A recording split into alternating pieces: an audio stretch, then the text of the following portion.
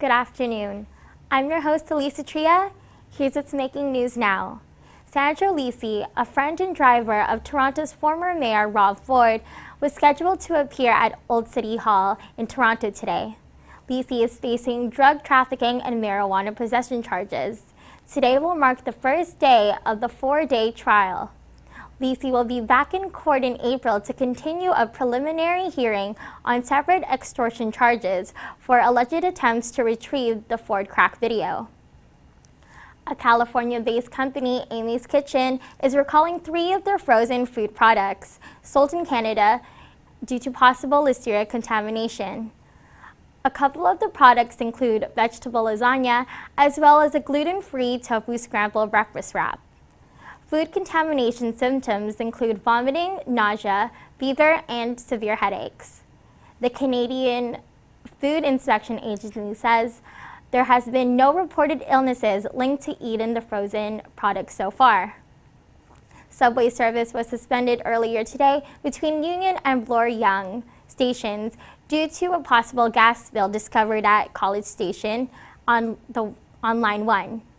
Around midnight, the unknown substance was found in a tunnel about 500 feet north of College Station. Construction work has been completed near College Station on Monday, but TTC CEO Andy Byford said the leakage is a mystery. With no subway service, about 70 shuttle buses were running between Rosedale Station and St. Andrew subway stations. Let's hope commuters stay safe and bundled up. Now here's your weather update. Hi, I'm Rochelle Simplonius, and here is your weather forecast for the day. Today is a high of -1 and a low of -3. It will be partly cloudy towards the evening, but there will be sunshine throughout the day.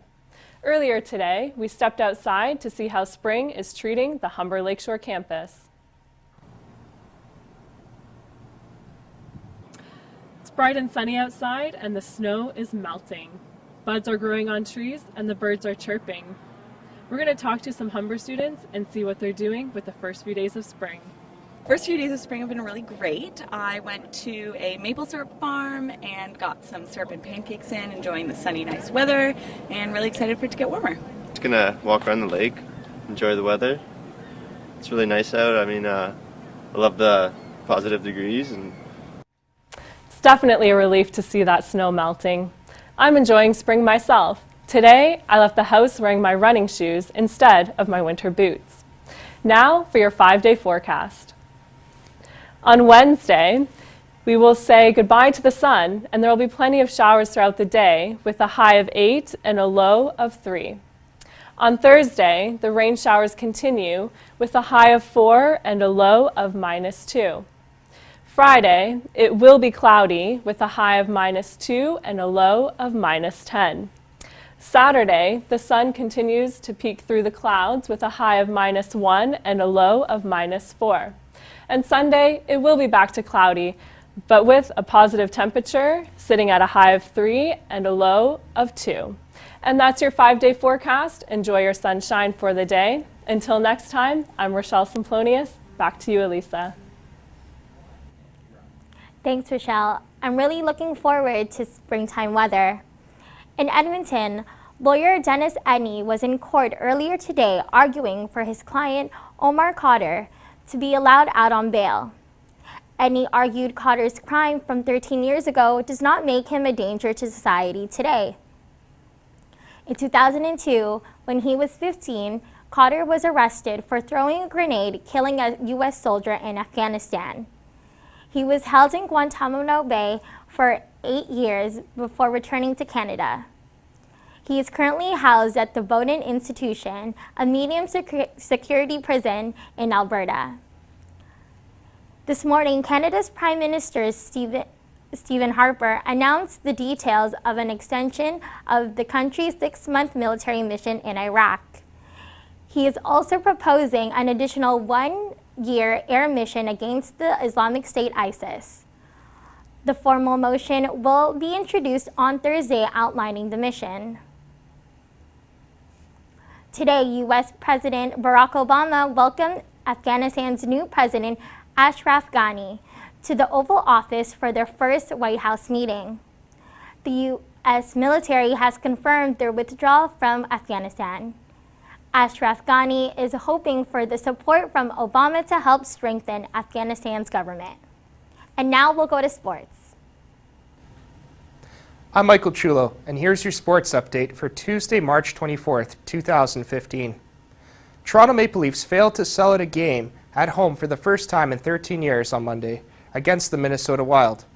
Attendance was announced at less than capacity, and there were plenty of empty seats at the Air Canada Centre, where patience and wins are both in short supply.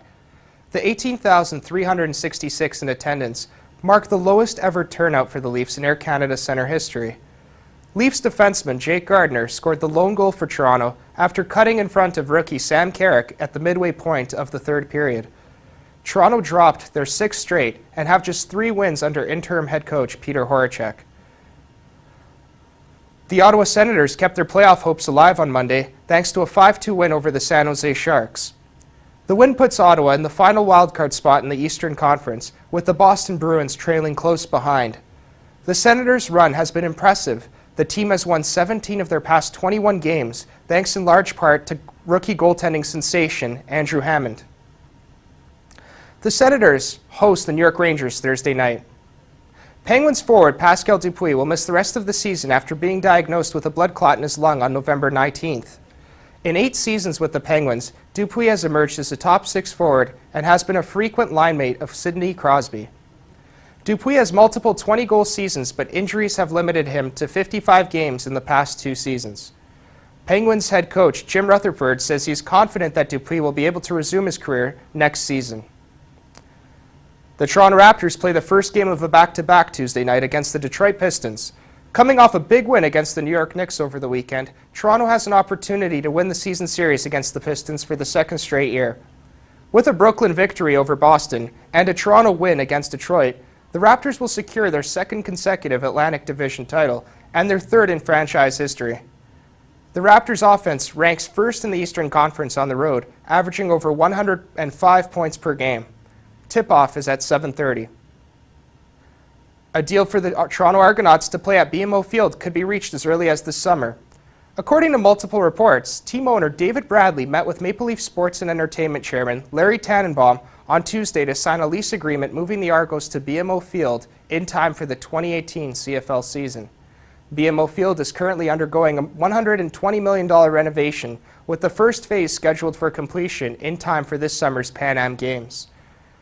The full renovation would boost BMO Field's permanent seating to 30,000, which could expand to 40,000 for special events. Funding commitments are still needed moving forward. Former NFL star Darren Sharper pleaded no contest Monday to drugging and raping 2 women in Los Angeles as part of a plea deal that will send him to federal prison for 9 years if convicted. The former All-Pro safety, who won a Super Bowl with the New Orleans Saints, admitted he had drugged and raped 2 women he met at a West Hollywood bar in 2013 and 2014. One of the women told police she had not had any alcohol the night she met Sharper until he insisted he drink a shot. The other woman said she had been drugged, then went to bed, locked her door, and was not attacked. Similar hearings will follow in Las Vegas on Tuesday and in New Orleans next month. In each state, he's accused of drugging and sexually assaulting women when they were unconscious or unable to resist or consent. Michael Platini has been re-elected as UEFA president for a third 4-year term. The former France superstar and Golden Ball winner opted last year not to stand against Sepp Blatter in the forthcoming FIFA presidential election taking place May 29th. Platini had made it clear he does not support Blatter standing for a 5th term, but used his acceptance speech to insist that UEFA had love and respect for FIFA. That's your sports news for today. Now to your entertainment update with Kyle Weisgale. Thanks, Mike. Here are your top entertainment stories for the day. Actress Angelina Jolie had her ovaries and fallopian tubes removed last week because she carries a gene that gives her a 50% risk of developing ovarian cancer. Jolie wrote about her decision to get the operation in a New York Times article. 2 years ago, the actress had a double mastectomy after finding out she had an 87% risk of getting breast cancer. The actress's mother, grandmother, and aunt have all died of the disease. Vin Diesel has announced the name of the new baby girl he's had with longtime girlfriend Paloma Jimenez. The actor's daughter will be named Pauline, in tribute to Diesel's late friend and Fast and Furious co-star Paul Walker, who died in a car crash in November 2013. Diesel went on the Today Show Monday announcing the name. Walker's last film, Furious 7, recently premiered at the South by Southwest Film Festival. Joe Fresh is pairing up with Toronto's Ryerson University to create what is being called the country's first fashion innovation centre. The affordable fashion brand is doling out $1 million to the project with the goal of developing and funding fashion-inspired businesses through Ryerson's Fashion Zone. The announcement comes 1 week after Joe Fresh founder and creative director Joe Mimran revealed he would be stepping down to join the panel of CBC TV series Dragon Den. Humber student Ali Zuccato is taking her hobby to another level. The student has been making jewelry from recycled materials. Check out the skedline.com story where Sabrina Biot has the story. Ever wanted to know what it would be like to be trapped in a room with nothing but your wits to release you? Well, now you can. And better yet, you won't have to risk losing an arm or your life in a Saw-like situation. The creators of the Toronto Escape Room are offering those who are up for the challenge the opportunity to test their critical thinking skills and to have fun at the same time.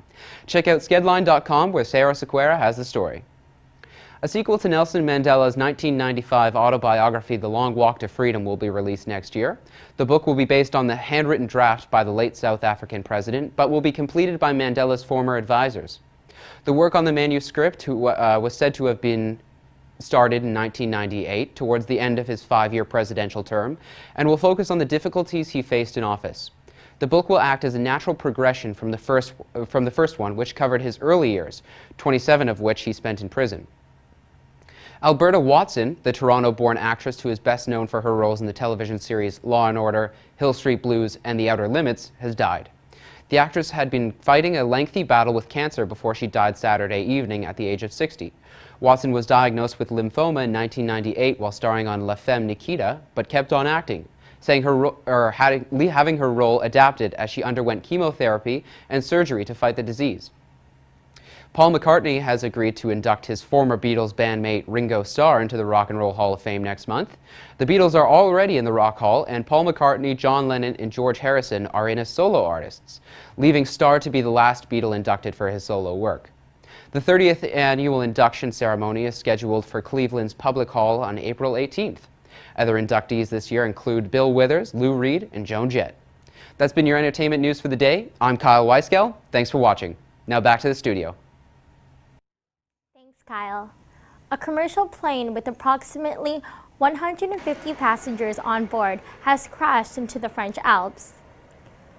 The Germanwings Airbus A320 was flying from Spain to Germany before it plummeted for 8 minutes and crashed.